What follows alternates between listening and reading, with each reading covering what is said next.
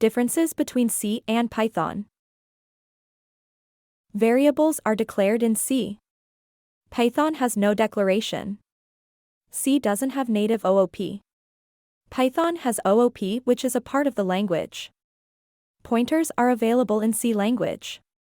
No pointers functionality is available in Python. C is a compiled language. Python is an interpreted language. C program is compiled, thus, it is a faster language than Python.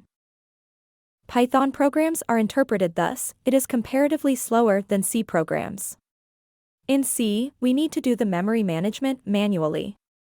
The memory management in Python is handled automatically with the help of the garbage collector available. C is a relatively less robust language. Python is a relatively more robust language.